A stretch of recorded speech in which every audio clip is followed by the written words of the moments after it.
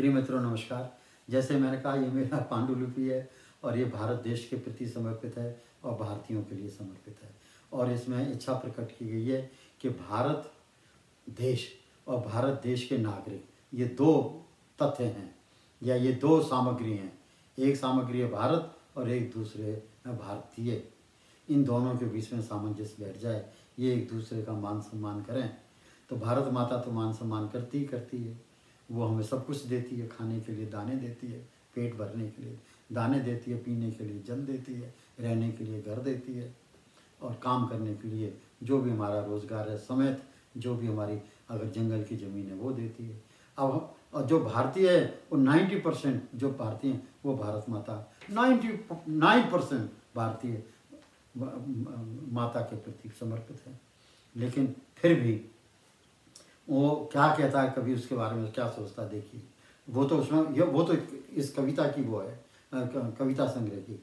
मैं ये कहना चाहता हूँ, कभी कभी मेरा मन करता है कि मैं नेचर पर भी कविता लिखूँ और उससे मेरा जो मन में थोड़ा सा उसकी थकावट की आहट होती है उसको दूर करने के लिए मैं नेचर पर कविता लिख देता हूँ। इसमें बहुत ज़बरदस्त कविता लिखी गई है जो बहुत ही हल्की फुल्की है और मज़ा आ जाएगा सुन के। तो ये कहता है, उत्तरी भारत में जाड़े की ऋतु भी क्या रुत होती है। उत्तरी भारत में जाड़े की रुत भी क्या रुत होती है। देखिए कैसे, पहला ध्यान से सुनना। उत्तरी भारत में जाड़े की रुत भी क्या रुत होती है। सुबह शाम थोड़ी थोड़ी धुंध होती है, मीठी मीठी ठंड दौरान दिन में चटक धूप होती है और रातों में चांदनी भरी सौगात होती है। दूसरा, एक रुई से भरपूर सौर रजाई, एक गद्दा, एक जर्सी, एक सूटर। मैं स्वेटर नहीं कह रहा हूँ, जो गांव में बोलते हैं सूटर, तो वही बोल रहा हूँ। क्या कह रहा है भारती, क्या कह रहा है एक आम भारती। एक रुई से भरपूर सौर रजाई, एक गद्दा, एक जर्सी, एक सूटर, एक गुलीबंद, एक कंबल, एक लोई, एक टोपी हो। चाहे गरजें बरसें बादल या चमकती बिजली हो, कोई गम नहीं। गर्माहट होती है जैसे सर्दी में मखमली गर्मी हो। जैसे गर्माहट होती है जैसे सर्दी में मखमली गर्मी हो। वाह। तीसरा, ताज़ा चने का साग हो। देखिए सारे को सरौंदा साग, मक्की की रोटी।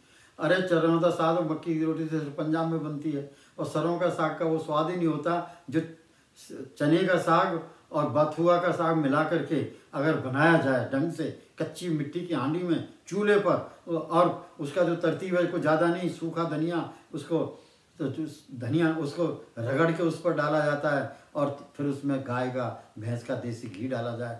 मैं कह रहा हूँ ऐसा लगता है जैसे भगवान उतर आ गए। तो देखिए क्या कहता है वो, ताज़ा चने का साग हो या निखालिस बथुआ का साग हो, मक्का व ज्वार बाजरे की रोटी हो।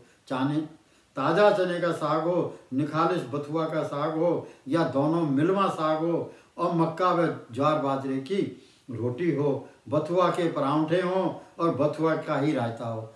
अब वहाँ की ब्रज भाषा में परांठे बोलते हैं, कोई परोठी बोलता है, कोई पराठा बोलता है, तो मैं इसको वहाँ की ही लैंग्वेज में बोल रहा हूँ। बथुआ के परांठे हों, बथुआ का ही रायता हो।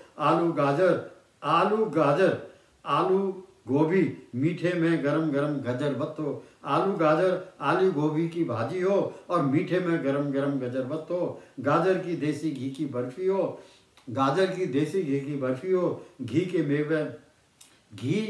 घी व मेवा से भरपूर लड्डू हो। कभी अदरक की चाय हो तो कभी गरम दूध हो। वाह वाह वाह। और यहाँ तो गजरेला खा लो, ये कहते गजरेला खा लो हैं। और वो गजरेला का क्या बोलते हैं, पता नहीं क्या बोलते हैं। इन्होंने कभी वो ब्रज की वहाँ के गाजर की बर्फ़ी नहीं खाई। ब्रिज की गाजर की बर्फ़ी तो मैं कह रहा हूँ उत्तम मिष्ठान है।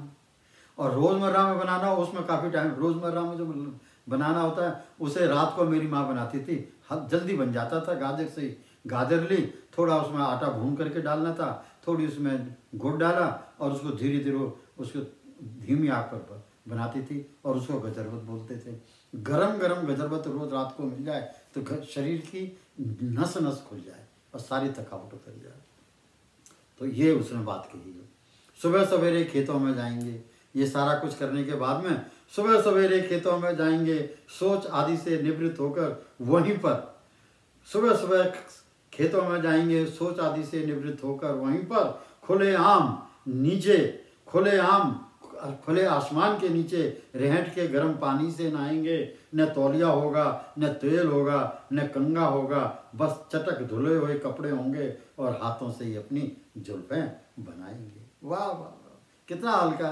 कोई ऐसी चीज़ें सुन सुन के मन के उससे बोझ उतर जाता है। क्योंकि एक मैंने इंग्लिश में कविता लिखी है कि today I will celebrate my day bye simple things.